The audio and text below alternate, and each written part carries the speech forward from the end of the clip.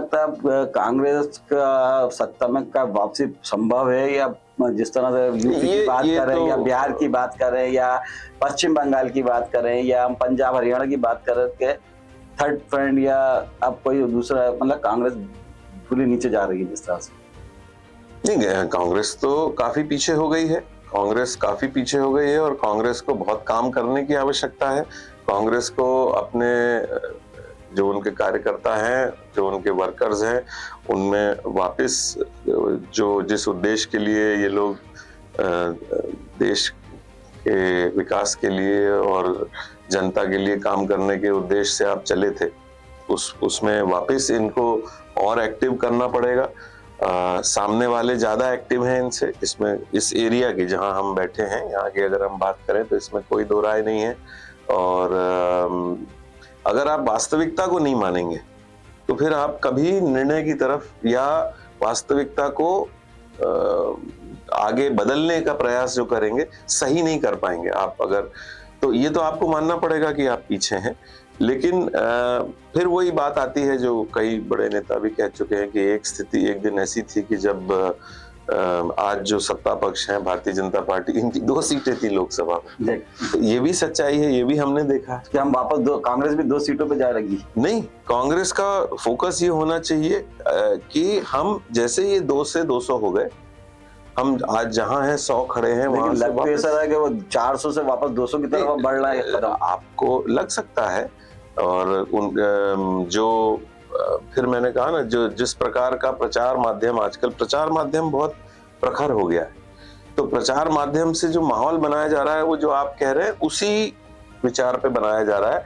क्योंकि जो जनरेशन 35 साल के नीचे की है उसको मैं मध्य प्रदेश छत्तीसगढ़ के हिसाब से अगर बताऊं तो उनने कांग्रेस का सत्ता तो देखा ही नहीं है शायद। तो उनको तो सिर्फ जो वो सुन रहे हैं या वो जो देख रहे हैं, जो उनको बताया जा रहा है, उससे वो अनुमान लगा रहे हैं, अपनी रिसर्च करेंगे। जैन जी की बात करना तो उन्होंने कांग्रेस को सत्ता में कभी देखा ही नहीं। हाँ, नहीं देखा। और जो सुन रहे हैं वो अच्छा नहीं सुन रहे हैं।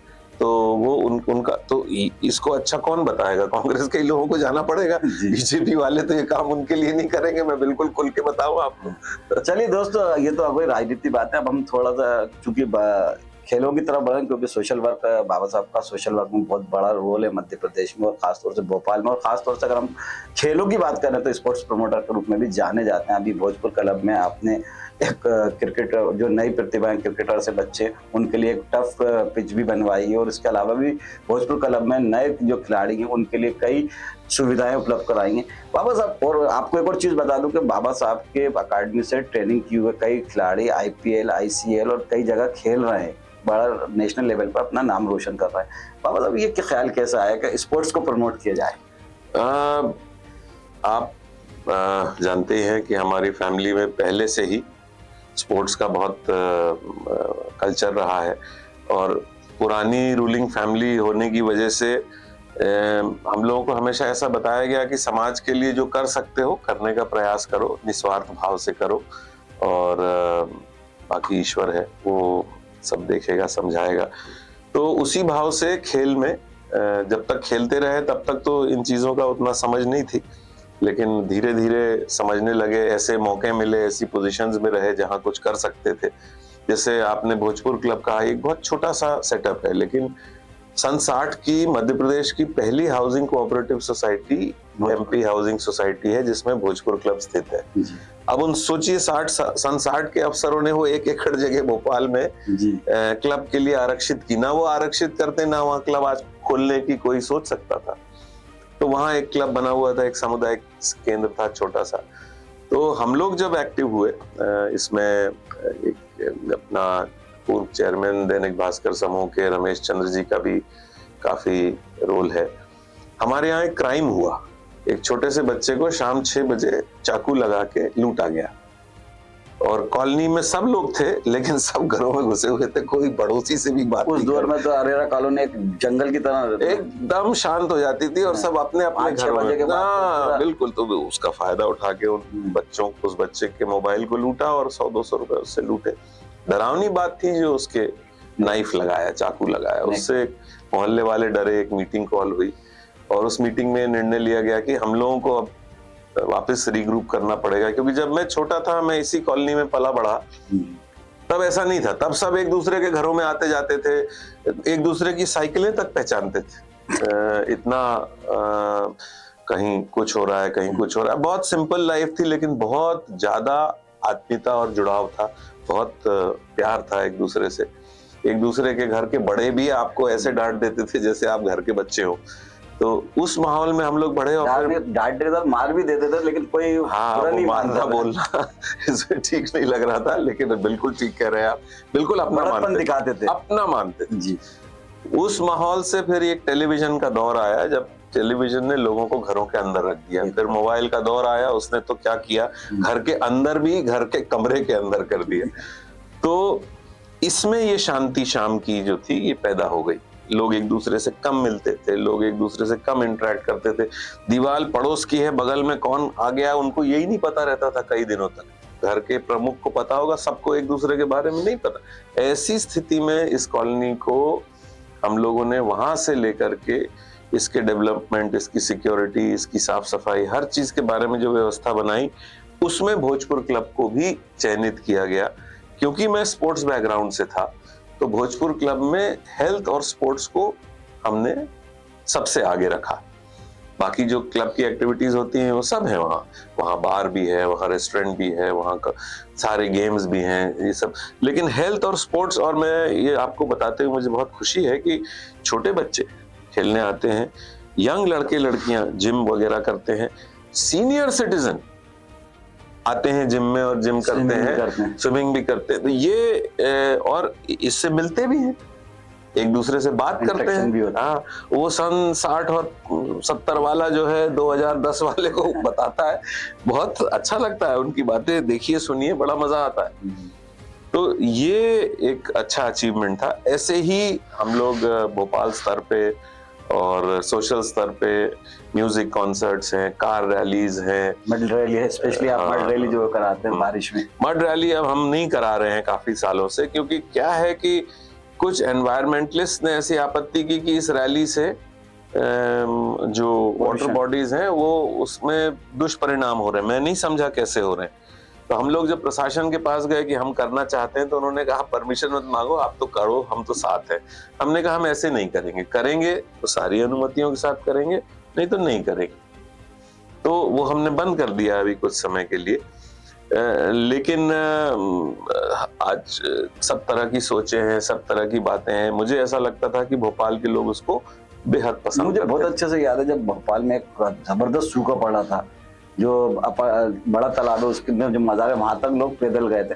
तब आपने वो मड उसके लिए प्रेयर करी थी और मड रैली का आयोजन करा था, वो भी काफी सक्सेस रही थी। ये आप जो कह रहे हैं लगभग ऐसा हुआ था। हुआ क्या था, हम लोग पहले रैली करते थे, फिर बीच में हमारा रैली करना बंद हो गया।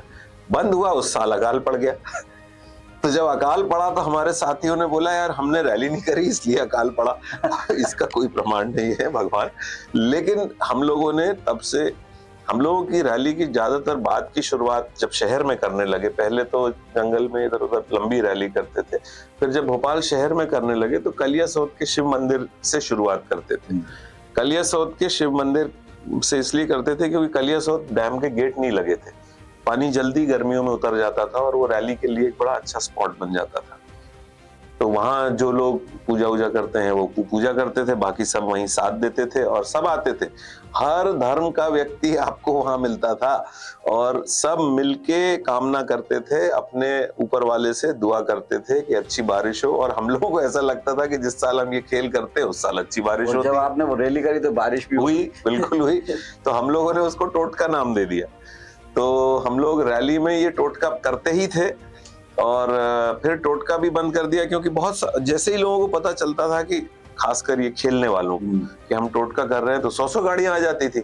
फिर वही दिक्कत होती थी कि अनुमति नहीं है, ये नहीं है, वो नहीं है।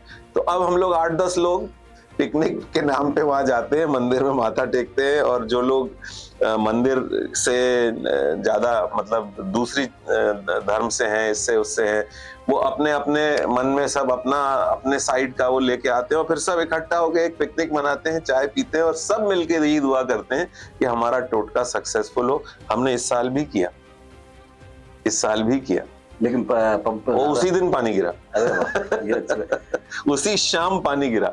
हम लोग 5 बजे इकट्ठा हुए, 6:30 बजे सब चले गए, क्योंकि अब हमें भी लगता है कि हम लोगों को तो अपना आग्रह ऊपर वाले से कर ही लेना चाहिए, बाकी ऊपर वाले की अच्छा, मर्जी। बाबा साहब जैसे आप ना भोजपुर क्लब की बात करते तो उसमें बैडमिंटन कोर्ट भी है, स्विमिंग पूल भी है, table tennis, pool, billiards, billiard, सब चीजें हैं। क्रिकेट। क्रिकेट खासतौर से स्पेशली क्रिकेट में आपका खास इंटरेस्ट है, आप खुद भी अच्छे क्रिकेटर रहे हैं, यूनिवर्सिटी से लेकर आपने खेला जी है। जी।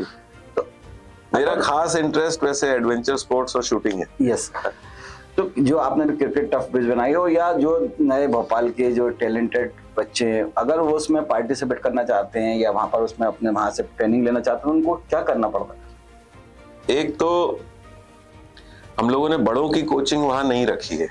हमने जो बिल्कुल शुरुआती, जो जिसको पहला कदम कहते हैं, उनकी कोचिंग वहां विनोद हलवे सर हैं, उनसे उनके साथ जुड़ के वो कोचिंग लेते हैं।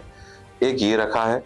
दूसरा, क्लब मेंबर्स की वो फैसिलिटी है, तो क्लब मेंबर्स आते हैं अपने रिक्रिएशन के लिए, अपने मनोरंजन के लिए वो खेलते हैं। और तीसरा है कि जितनी बच्चियां और जितने बच्चे डिस्ट्रिक्ट, डिवीजन, स्टेट या नेशनल लेवल पे क्रिकेट खेल रहे हैं, उनको ये सुविधा हम फ्री मुहैया कराते हैं कि जब आपके पास कोई ग्राउंड, कोई फैसिलिटी ऐसी अवेलेबल नहीं है जहां आप कम लोगों में प्रैक्टिस कर सकते हैं, तो ये आपके लिए अवेलेबल है। बारिश में इसमें कवर लगा हुआ है, तो आप बाहर पानी गिरता रहता है, अंदर खेल होता रहता है। अंधेरे में इसमें लाइट लगी हुई है। इसकी लाइट जो है एक इंडोर स्टेडियम एडिलेड ओवल में है के बगल में, उस इंडोर स्टेडियम में जितनी कैंडल पावर की लाइट लगी है, उतनी लूम्स की लाइट यहाँ लगी हुई है।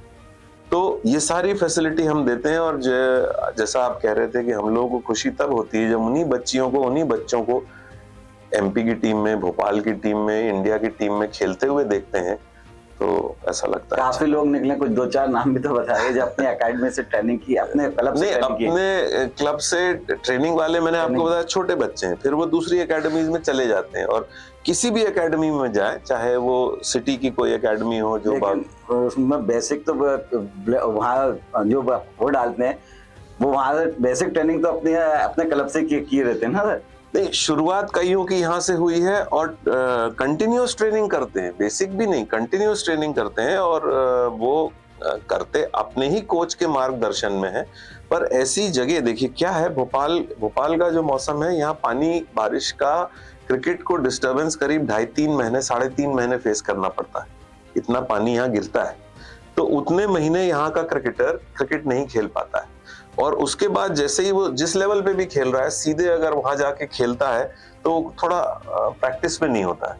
तो ये इंडोर फैसिलिटी उसको उस पीरियड में, अब आप जो देखेंगे, जो मौसम चल रहा है अभी से लेके आप समझ लीजिए दशहरे तक, वहां खेलने को टाइम ही नहीं मिलेगा आपको, भरा हुआ मिलेगा बिल्कुल, क्योंकि दूसरी फैसिलिटीज ऐसी स्टेट में डेवलप अभी भोपाल में उतनी नहीं हुई है।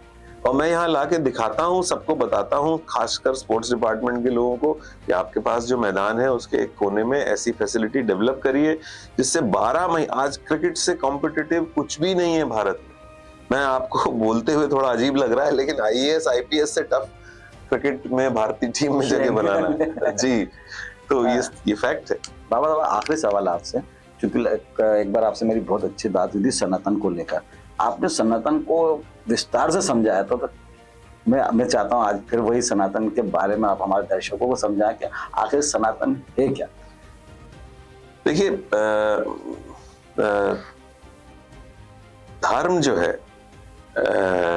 धर्म और रिलीजन एक शब्द है जो बाहर से आया, अंग्रेजों का शब्द है। ये एक चीज नहीं है, लेकिन हम इनको एक मान के इसका उपयोग करते हैं। अगर आप किसी बूढ़े व्यक्ति को या किसी दृष्टिहीन को, जिसको रोड पार करनी, हाथ पकड़ के रोड पार करा देते हैं, तो आपने धर्म का पालन कर लिया। आपकी जात कुछ भी हो, आप किसी मुल्क के हो, आप किसी सो कॉल्ड धर्म का पालन कर रहे हो, मैटर नहीं करता है, आपने धर्म निभाया। धर्म सिर्फ इतना है। सनातन का अर्थ होता है जब से, आदिकाल से, जब कुछ भी नहीं था। और सनातन जो व्यवस्था है, सनातन व्यवस्था, क्योंकि उस वक्त दूसरे धर्म प्रचलन में नहीं थे, तो सनातन एक मार्ग था जिसमें कई मार्ग थे। ये अब उसमें नास्तिक भी था, आस्तिक भी था, पुजारी भी था, लड़ाई करने वाला भी था, खेती करने वाला भी, सब मार्ग थे। आपको चुनना था और आपको धर्म का पालन करना था। धर्म का पालन मतलब अपने घर के बड़ों का सम्मान करना, अपने बच्चों का सम्मान करना, महिलाओं का सम्मान करना, जानवरों का सम्मान करना, प्रकृति पे और जानवरों पे भी बहुत जोर था। ये सनातन व्यवस्था थी। जब ये व्यवस्था थी तब संभवतः न मूर्ति पूजन था, न कुछ था। बस जो 5 एलिमेंट्स नेचर के थे वो थे भ से भूमि, वा से वायु, आ से अग्नि, न से नीर, ग से गगन। ये भगवान शब्द का शॉर्ट फॉर्म है। जैसे मध्य प्रदेश का शॉर्ट फॉर्म एमपी है, वैसे ही इन 5 तत्वों का शॉर्ट फॉर्म भगवान है। भूमि, नीर जी, भा से भूमि, वा से वायु, आ से अग्नि, न से नीर, ग से गगन। इसलिए आप दुनिया के ज्यादातर धर्मों की जो पूजा व्यवस्था देखेंगे उनमें इन 5 का उपयोग होता है। इन्हीं से आप आए हैं, इन्हीं में आप जाएंगे। ये आपके शरीर का पार्ट है।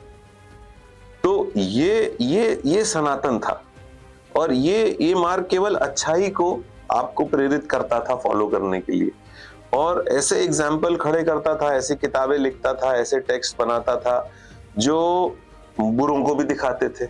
उन्होंने श्री राम को भी दिखाया, उन्होंने रावण को भी दिखाया कैसा करना चाहिए, कैसा नहीं करना चाहिए, ये जानने समझने के लिए। फिर कृष्ण जी के उपदेश सिखाए कि ऐसा करना चाहिए, ऐसा नहीं करना चाहिए। और प्रकृति की उत्पत्ति का भी पूरा वर्णन किया। जो 10 अवतार है, पहला अवतार मत्स्य है, लाइफ इवॉल्व फ्रॉम सी, ऐसा डार्विन भी कहते हैं। हो सकता है यहीं से किताब लूट के ले गए हों अंग्रेज। कोई भरोसा नहीं, 200 साल हम लोगों को लूटा है उन्होंने। तो ये जो चीजें हैं, ये मेरे हिसाब से रियल धर्म है। रिलीजन कब आया? रिलीजन मेरे हिसाब से, कोई बड़ा रिलीजियस लीडर अगर मुझसे डिसएग्री करता है तो मैं उसका सम्मान करता हूँ, पर रिलीजन मेरे हिसाब से तब आया जब लोगों को कंट्रोल करने के लिए एक व्यवस्था बनाने की किसी ने सोची, और उसने धर्म का ही उपयोग किया। उसमें सब धार्मिक बातें ही ज्यादातर लिखी और फिर एक छोटा सा कोड डाल दिया कि ये, और बाकी बातें सब धर्म की ही हैं। पड़ोसी से अच्छे रहो, जिसको जरूरत है उसकी मदद करो, दीन दुखियों की मदद करो, सबसे अच्छा व्यवहार रखो, ये सब में मिलेगा। लेकिन कुछ चीजें बना दी, कपड़े ऐसे पहनो तो बाल ऐसे रखो, तो ये ऐसा करो तो वो है। अब वो कितनी जरूरी है और अच्छाई कितनी जरूरी है, ये आपको तय करना है। तो दोस्तों, आज हमने अपने नारद मुनि के पॉडकास्ट में बात की मध्य प्रदेश की एक ऐसी शख्सियत है जिसका राजनीतिक वास्ता है, जिसका खेल से वास्ता है, जो धार्मिक बातें भी बहुत बखूबी करता है। आपने पूरा पॉडकास्ट में सुना बाबा अरुणेश्वर देव सिंहदेव साहब को, जिनको हम लोग प्यार से बाबा साहब भी कहते हैं, सरगुजा महाराज भी कहते हैं। आपको हमारा ये पॉडकास्ट कैसा लगा, इस पर अपनी राय हमें कमेंट करके जरूर बताएं, और ये वीडियो पसंद आए तो इसे लाइक करें, शेयर करें, और हाँ, चैनल को सब्सक्राइब करना ना भूलें। बाबा साहब, आप हमारे साथ जुड़े, आपका बहुत बहुत शुक्रिया। आपने मुझे बुलाया, उसके लिए बहुत बहुत धन्यवाद। जय हिंद। जय हिंद।